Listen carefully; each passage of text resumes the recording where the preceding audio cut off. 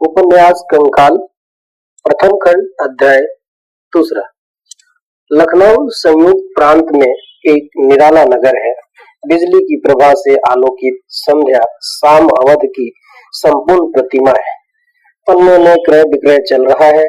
नीचे और ऊपर से सुंदरियों का कटाक्ष, चमकीली वस्तुओं का झलमला, फूलों के हार का सौरभ और रसिकों के वसन में लगे हुए गंध से खेलता हुआ मुक्त पवन, यह सब मिलकर एक उत्तेजित करने वाला मादक वायुमंडल बन रहा है। मंगल देव अपने साथी खिलाड़ियों के साथ मैच खेलने लखनऊ आया था। उसका स्कूल आज विजयी हुआ है। कल वे लोग बनारस लौटेंगे। आज जब सब चौक में अपना विजयोल्लास प्रकट करने के लिए और उपयोगी वस्तु क्रय करने के लिए एकत्र हुए हैं। छात्र सभी तरह के होते हैं, उनके विनोद भी अपने अपने ढंग के, परंतु मंगल इनमें निराला था। उसका सहज सुंदर अंग ब्रह्मचर्य और यौवन से प्रफुल्ल था। निर्मल मन का आलोक उसके मुख मंडल पर तेज बना रहा था। वह अपने एक साथी को ढूंढने के लिए चला था, परंतु वीरेंद्र ने उसे पीछे से पुकारा। वह लौट पड़ा। वीरेंद्र, मंगल, आज तो तुमको मेरी एक बात माननी हो। मंगल, क्या बात है, पहले सुनो भी। वीरेंद्र, नहीं, पहले तुम स्वीकार करो। मंगल, यह नहीं हो सकता, क्योंकि फिर उसे न करने से मुझे कष्ट होगा। वीरेंद्र, बहुत बुरी बात है, परंतु मेरी मित्रता के नाते तुम्हें करना ही पड़ेगा। मंगल बोलता है, यही तो ठीक नहीं। वीरेंद्र, अवश्य ठीक नहीं तो भी तुम्हें मानना होगा। मंगल, वीरेंद्र, ऐसा अनुरोध न करो। वीरेंद्र, यह मेरा हट है और तुम जानते हो कि मेरा कोई भी विनोद तुम्हारे बिना असंभव है, निस्सार है।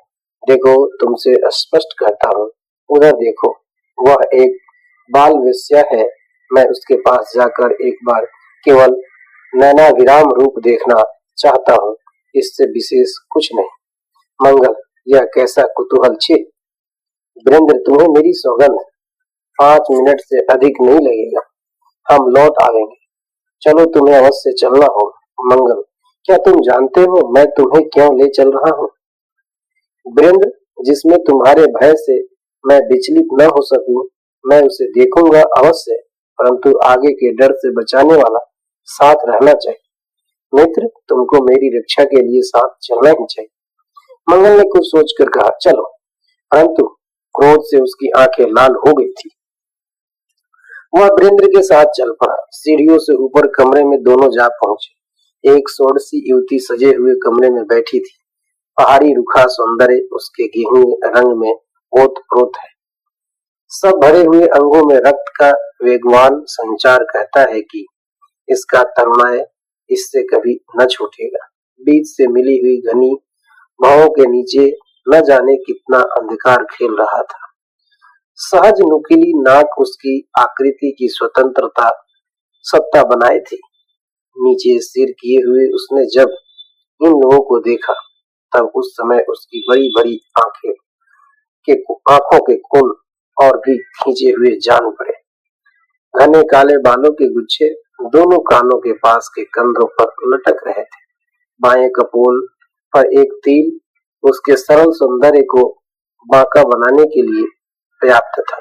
शिक्षा के अनुसार उसने सलाम किया, परंतु यह खुल गया कि अन्य मनस्क रहना उसकी स्वाभाविकता थी।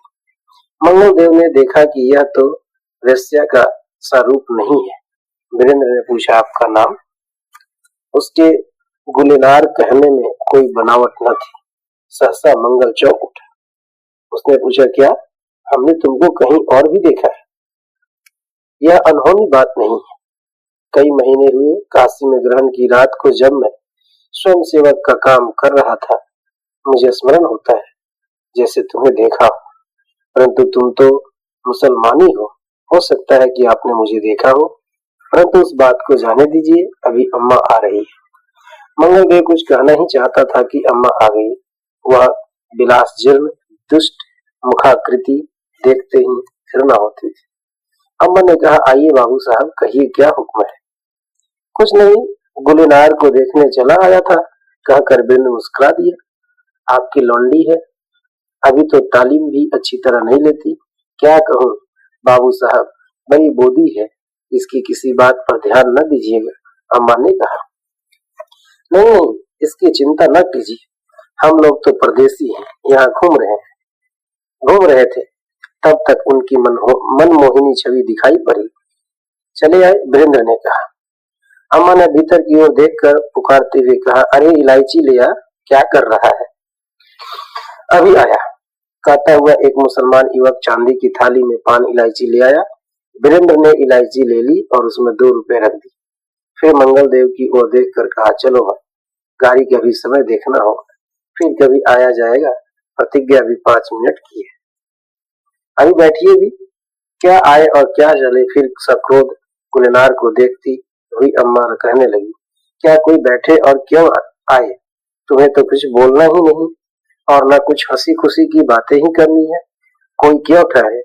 अम्मा की तेवरिया बहुत ही चढ़ गई थी। गुलनार सिर झुकाए चुप थी। मंगल देव जो अब तक चुप था बोला, मालूम होता है आप दोनों में बनती बहुत कम है, इसका क्या कारण है? गुलनार कुछ बोलना ही चाहती थी कि अम्मा बीच ही में बोल उठी, अपने अपने भाग्य होते हैं बाबू साहब, एक ही बेटी इतने दुलार से पाला पोसा, फिर भी न जाने क्यों रूठी ही रहती है। कहते ही बुड्ढी के 2 बूंद आंसू भी निकल पड़े। गुलनार की वाक शक्ति जैसे बंदी होकर थरथरा रही थी।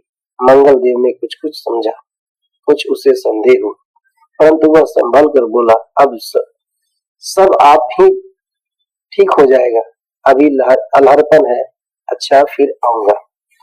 वीरेंद्र और मंगल देव उठे, सीढ़ी की ओर चले।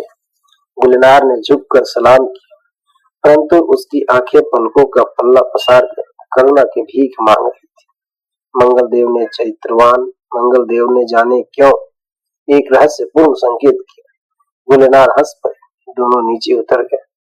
मंगल, तुमने तो बड़े लंबे हाथ पैर निकाले, कहा तो आते ही न थे, कहा ये हरकतें? वीरेंद्र ने कहा।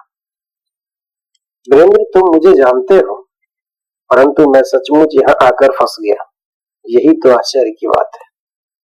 आश्चर्य काहे का, यही तो काजल की कोठरी है, हुआ करे। चले बेआलू करके सो रहे, सवेरे की ट्रेन पकड़नी होगी। नहीं वीरेंद्र, मैंने तो कैनिंग कॉलेज में नाम लिखा लेने का निश्चय सा कर लिया है, कल मैं नहीं चल सकता, मंगल ने गंभीरता से कहा। वीरेंद्र जैसे आश्चर्यचकित हो गया। उसने कहा, मंगल, तुम्हारा इसमें कोई गूढ़ उद्देश्य होगा। मुझे तुम्हारे ऊपर इतना विश्वास है कि मैं कभी स्वप्न में भी नहीं सोच सकता कि तुम्हारा पद स्खलन होगा, परंतु फिर भी मैं कंपित हो रहा हूं। सिर नीचा किए मंगल ने कहा, और मैं तुम्हारे विश्वास की परीक्षा करूंगा। तुम तो बचकर निकल आए, परंतु गुलनार को बचाना होगा। वीरेंद्र, मैं निश्चय पूर्वक कहता हूँ कि यह वही बालिका है जिसके संबंध में मैं ग्रहण के दिनों में तुमसे कहता था कि मेरे देखते ही एक बालिका कुटनी के चंगुल में फंस गई और मैं कुछ न कर सका। ऐसी बहुत सी अभागिन इस देश में है, फिर कहाँ कहाँ तुम देखोगे, जहाँ जहाँ देखोगे देख सकूंगा। सावधान। मंगल चुप रहा। वीरेंद्र जानता था कि मंगल बड़ा हठी है। यदि इस समय मैं 10 घटनाओं को बहुत प्रधानता न दूं तो संभव है कि वह इस कार्य से विरक्त हो जाए, अन्यथा मंगल अवश्य ही करेगा जिससे वह रोका जाए। अतएव वह भी चुप रहा। सामने तांगा दिखाई दिया, उस पर दोनों बैठ गए। दूसरे दिन सबको गाड़ी पर बैठाकर अपने एक अवश्य कार्य का बहाना कर मंगल स्वयं लखनऊ रह गया। कैनिंग कॉलेज के छात्रों को यह जानकर बड़ी प्रसन्नता हुई कि मंगल वहीं पढ़ेगा। उसके लिए स्थान का भी प्रबंध हो गया। मंगल वहीं रहने लगा। 2 दिन बाद मंगल अमीनाबाद की ओर गया। वह पार्क की हरियाली में घूम रहा था कि उसे अम्मा दिखलाई पड़ी और वही पहले बोली, बाबू साहब, आप तो फिर नहीं आए। मंगल दुविधा में पड़ गया। उसकी इच्छा हुई कि कुछ उत्तर न दे, फिर सोचा, अरे मंगल, तू तो इसलिए यहाँ रह गया है। उसने कहा, हाँ, कुछ काम में फंस गया था, आज मैं अवश्य आता, पर क्या करूं, मेरे एक मित्र साथ में है, वह मेरा आना जाना नहीं जानते। यदि वे चले गए तो आज ही आऊंगा, नहीं तो फिर किसी दिन। नहीं नहीं, आपको गुलेनार की कसम, चलिए, वह तो उसी दिन से बड़ी उदास रहती है। अच्छा देखो, वे चले जाए तो आता हूं। आप मेरे साथ चलिए, फिर जब आइएगा तो उनसे कह दीजिएगा मैं तो तुम्ही को ढूंढता रहा, इसलिए इतनी देर हुई, और तब तक तो दो बातें करके चले आएंगे। कर्तव्यनिष्ठ मंगल ने विचार किया, ठीक तो है। उसने कहा, अच्छी बात है। मंगल गुलेनार की अम्मा के पीछे पीछे चला। गुलेनार बैठी हुई पान लगा रही थी। मंगल देव को देखते ही मुस्कुराई, पर जब उसके पीछे अम्मा की मूर्ति दिखलाई पड़ी, वह जैसे भयभीत हो गई। अम्मा ने कहा, बाबू साहब बहुत कहने सुनने से आए, इनसे बातें करो, मैं अभी मीर साहब से मिलकर आती हूँ, देखूं क्यों बुलाया है। गुलनार ने कहा, कब तक आओगे? आध घंटे में, कहते ही अम्मा सीढ़ियां उतरने लगी। गुलनार ने सिर नीचे किए हुए पूछा, आपके लिए पान तो बाजार से मंगवाना होगा ना? मंगल ने कहा, उसकी आवश्यकता नहीं, मैं तो केवल अपना कुतूहल मिटाने आया हूँ। क्या सचमुच तुम वही हो जिसे मैंने ग्रहण की रात काशी में देखा था? जब आपको केवल पूछना ही है तो मैं क्या बताऊं? जब आप जान जाएंगे कि वही हूँ तो फिर आपको आने की कोई आवश्यकता ही न रह जाएगी। मंगल ने सोचा, संसार कितनी शीघ्रता से मनुष्य को चतुर बना देता है। अब तो पूछने का काम भी नहीं है। क्यों? आवश्यकता ने सब पर्दा खोल दिया। तुम मुसलमानी कदापि नहीं, परंतु अब मैं मुसलमानी हूँ। हाँ, यही तो एक भयानक बात है, और यदि मैं न हो तब की तो बात ही दूसरी है। अच्छा, तो मैं वही हूँ जिसका आपको भ्रम है। तुम किस प्रकार यहाँ आ गई हो, वह बड़ी कथा है। यह कह गुलनेर ने अपनी लंबी सांस ली। उसकी आंखें आंसू से भर गई। क्या मैं सुन सकता हूँ? क्यों नहीं, पर सुनकर क्या कीजिएगा? अब इतना ही समझ लीजिए कि मैं एक मुसलमानी वेश्या हूँ। नहीं गुलनार, तुम्हारा नाम क्या है? सच बताओ। मेरा नाम तारा है, मैं हरिद्वार की रहने वाली हूँ। अपने पिता के साथ काशी में ग्रहण नहाने आई थी। बड़ी कठिनता से मेरा विवाह ठीक हो गया था। काशी से लौटते ही मैं एक कुल की स्वामिनी बनती, परंतु दुर्भाग्य उसकी बड़ी आंखों में आंसू गिरने लगे। धीरज धरो तारा, यह अच्छा, यह बताओ यहाँ कैसे कटती है? मेरा भगवान जानता है कि कैसी कटती है। दुष्टों के चंगुल में पड़कर मेरा आहार व्यवहार तो नष्ट हो चुका, केवल सर्वनाश होना बाकी है। उसमें कारण है अम्मा का लोभ है, और मेरा आने वालों से ऐसा व्यवहार भी होता है कि अभी वह जितना रुपया चाहती है नहीं मिलता। बस इसी प्रकार बची जा रही हूँ, परंतु कितने दिन गुलनार से सकने लगे। मंगल देव ने कहा, तारा तुम यहाँ से क्यों नहीं निकल कर कहाँ जाऊं? मंगल देव चुप रह गया। वह सोचने लगा, मूढ़ समाज इसे शरण देगा? गुलनार ने पूछा, चुप क्यों हो गए? आप ही बताइए, निकल कर कहाँ जाऊं और क्या करूं? अपने माता पिता के पास मैं पहुंचा दूंगा, इतना मेरा काम है। बड़ी भोली दृष्टि से देखते हुए गुलनार ने कहा, आप जहाँ कहें मैं चल सकता। अच्छा, पहले यह बताओ कि कैसे तुम काशी से यहाँ पहुंच गई हो? किसी दूसरे दिन सुनाऊंगी, अम्मा आती हूँ। अच्छा, तो आज मैं जाता हूँ। जाइए, पर इस दुखिया का ध्यान रखिए। हाँ, अपना पता तो बताइए मुझे, कोई अवसर निकलने का मिला तो मैं कैसे सूचित करूंगी? मंगल ने एक चीट पर पता लिखकर दे दिया और कहा, मैं भी प्रबंध करता रहूंगा, जब अवसर मिले लिखना, पर एक दिन से पहले। अम्मा के पैरों का शब्द सीढ़ियों पर सुनाई पड़ा और मंगल उठ खड़ा हुआ।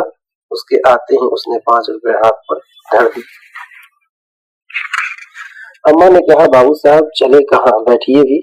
नहीं, फिर किसी दिन आऊंगा। तुम्हारी बेगम साहबा तो कुछ बोलती ही नहीं, इनके पास बैठकर क्या करूं?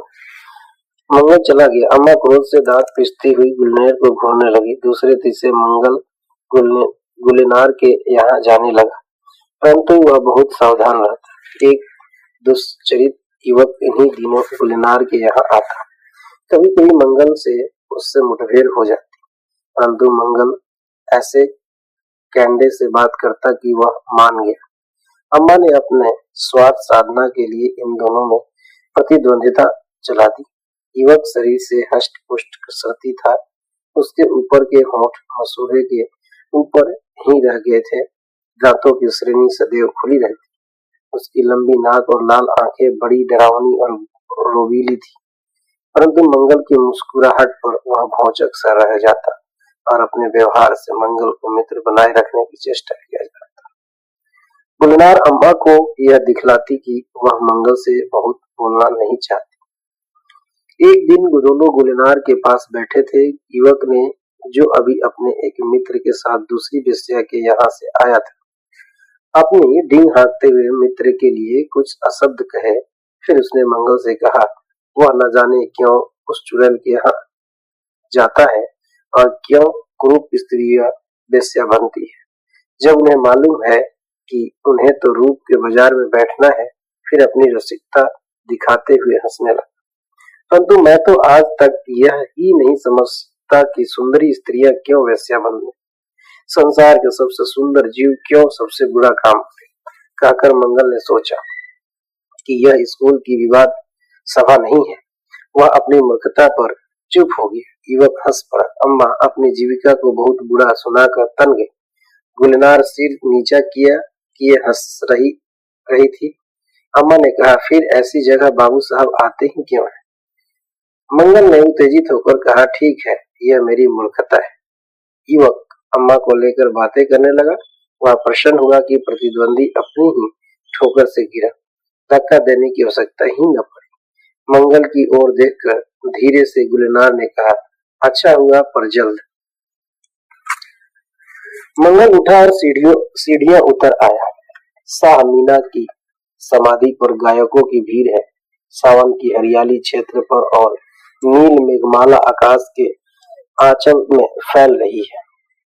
पवन के आंदोलन से बिजली के आलोक में बादलों का हटना बढ़ना गगन समुद्र में तरंगों का सृजन कर रहा है। कभी फूही पड़ जाती है। समीर का झोंका गायकों को उन्मत्त बना देता है। उनकी इकहरी ताने तिहरी हो जाती है। सुनने वाले झूमने लगते हैं। वेश्याओं का दर्शकों के लिए आकर्षक समारोह है। 1 घंटे रात बीत गई है। अब रसिकों के समाज में हलचल मची। बूंदे लगातार पड़ने लगी। लोग तितर बितर होने लगे। गुलनार युवक और अम्मा के साथ आई थी। कह युवक से बातें करने लगी।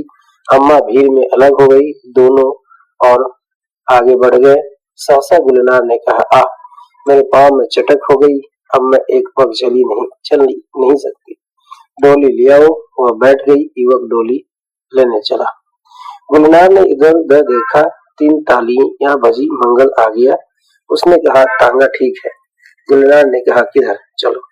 दोनों हाथ पकड़कर बढ़े। चक्कर देकर दोनों बाहर आ गए।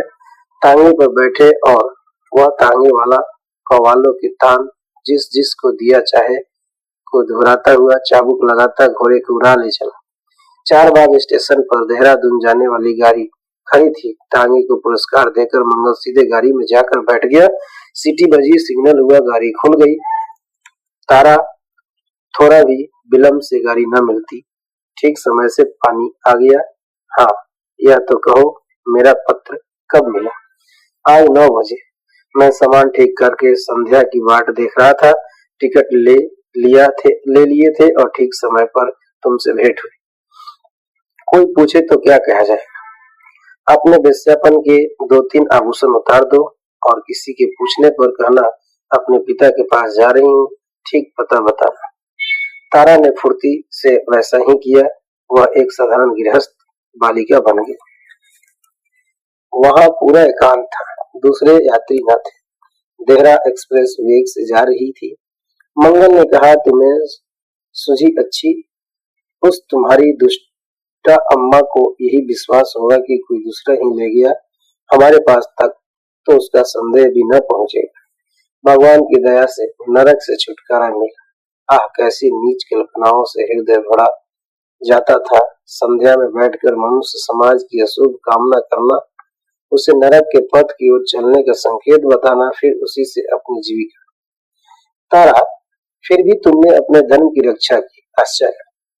यही कभी कभी मैं भी विचारती हूँ कि संसार में दूर से नगर, जनपद, सौत श्रेणी, राजमार्ग और अट्टालिकाओं से जितना शोभन दिखाई पड़ता है, वैसा ही सरल और सुंदर भीतर नहीं है। जिस दिन मैं अपने पिता से लग हुई ऐसे ऐसे निर्लज और नीच मनोवृत्ति के मनुष्य से सामना हुआ, जिन्हें पशु भी कहना उन्हें महिमा मान्वित करना है। हाँ हाँ हाँ, यह तो कहो, तुम काशी से लखनऊ कैसे आए? तुम्हारे सामने जिस दुष्टता ने मुझे फंसाया वह स्त्रियों का व्यापार करने वाली संस्था की कूटनी थी। मुझे ले जाकर उन सबों ने एक घर में रखा जिसमें मेरी ही जैसी कई अभागिनें थी, परंतु उनमें सब मेरी जैसी रोने वाली न थी। बहुत सी स्वेच्छा से आई थी और कितनी ही कलंक लगने पर अपने घर वालों से ही मेले में छोड़ दी गई थी। मैं अलग बैठी रोती थी। उन्हीं में से कई मुझे हंसाने के उद्योग करती, कोई समझाती, कोई झिड़कियां सुनाती और कोई मेरी मनोवृत्ति के कारण मुझे बनाती। मैं चुप होकर सुना करती, परंतु कोई पथ निकलने का न था। सब प्रबंध ठीक हो गया था। हम लोग पंजाब भेजी जाने वाली थी। रेल में बैठने का समय हुआ। मैं सिसक रही थी। स्टेशन के विश्राम गृह में एक भीड़ सी लग रही थी, परंतु मुझे कोई न पूछता था। यही दुष्टा अम्मा वहां आई और बड़े दुलार से बोली, चल बेटी, मैं तुझे तेरी माँ के पास पहुंचा दूं। मैंने उन सबों को ठीक कर लिया है। मैं प्रसन्न हो गई। मैं क्या जानती थी कि मैं चूल्हे से निकलकर भाड़ में जाऊंगी। बात भी कुछ ऐसी थी। मुझे उपद्रव मचाते देखकर उन लोगों ने अम्मा से कुछ रुपया लेकर मुझे उसके साथ कर दी। मैं लखनऊ पहुंची। हाँ हाँ, ठीक है। मैंने भी सुना है कि पंजाब में स्त्रियों की कमी है, इसलिए और प्रांतों में स्त्रियां वहां भेजी जाती है जो अच्छे दामों पर बिकती है। क्या तुम भी उन्हीं के चंगुल में? हाँ, दुर्भाग्य से स्टेशन पर गाड़ी रुक गई। स्टेशन पर गाड़ी रुक गई।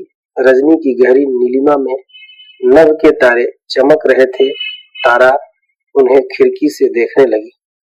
इतने में उस गाड़ी में एक पुरुष यात्री ने प्रवेश किया। तारा घूंघट निकालकर बैठ गई और पुरुष आना गट्ठर रखकर सोने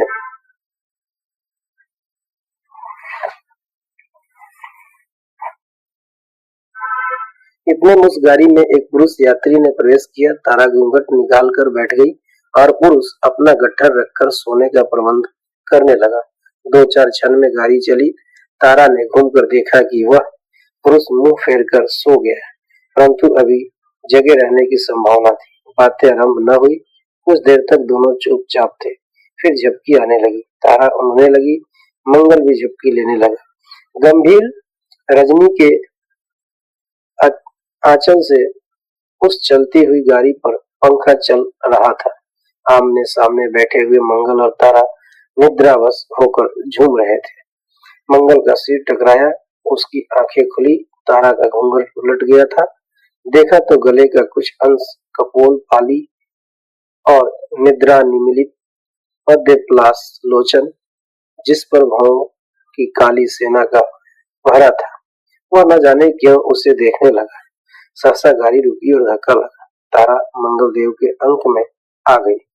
मंगल ने उसे संभाल लिया। वह आंखें खोलती हुई मुस्कुराई और फिर सहारे से टिक कर सोने लगी। यात्री जो अभी दूसरे स्टेशन पर चढ़ा था, सोते सोते वेग में उठ पड़ा और सिर खिड़की से बाहर निकाल कर रोमन करने लगा। मंगल स्वयं सेवक था। उसने जाकर उसे पकड़ा और तारा से कहा, लोटे में पानी होगा, दो मुझे। तारा ने जल दिया। मंगल ने यात्री का मुंह धुलाया।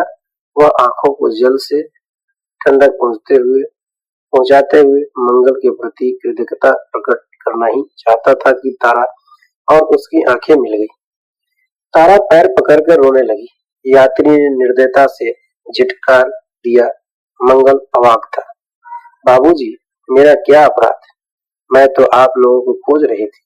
अभागिनी खोज रही थी मुझे या किसी और? किसको बाबूजी? बिलखते हुए तारा ने कहा। जो पास बैठा है। क्या मुझे खोजना चाहती तो एक पोस्ट कार्ड न डाल देती? कलंकिनी दुष्टा, मुझे जल पिला दिया, प्रायश्चित करना पड़ेगा। अब मंगल की समझ में आया कि वह यात्री तारा का पिता है, परंतु उसे विश्वास न हुआ कि यही तारा का पिता है। क्या पिता भी इतना निर्दय हो सकता है? उसने अपने ऊपर किए गए व्यंग का भी बड़ा दुख हुआ, परंतु क्या करे। इस कठोर अपमान को तारा का भविष्य सोचकर वह भी पी गया। उसने धीरे से सिसकती हुई तारा से पूछा, क्या यही तुम्हारे पिता हैं? हाँ, परंतु मैं अब क्या करूं? बाबूजी, मेरी माँ होती तो इतनी कठोरता न करती। मैं उन्हीं की गोद में जाऊंगी। तारा फुट फुट कर रो रही थी। तेरी निजता से दुखी होकर महीनों हुआ वह मर गई, तू न मरी, काली पोतने के लिए जीती रही, यात्री ने कहा। मंगल से न रहा गया। उसने कहा, महाशय, आपकी क्रोध व्यर्थ है। यह स्त्री कुचक्रियों के फेर में पड़ गई थी, परंतु इसकी पवित्रता में कोई अंतर नहीं पड़ा। बड़ी कठिनता से इसका उद्धार करके मैं इसे आप ही के पास पहुंचाने के लिए जाता था। भाग्य से आप यहीं मिल गए। भाग्य नहीं, दुर्भाग्य से। घृणा और क्रोध से यात्री के मुंह का रंग बदल गया रहा था। तब यह किसकी शरण में जाएगी? अभागिनी की कौन रक्षा करेगा?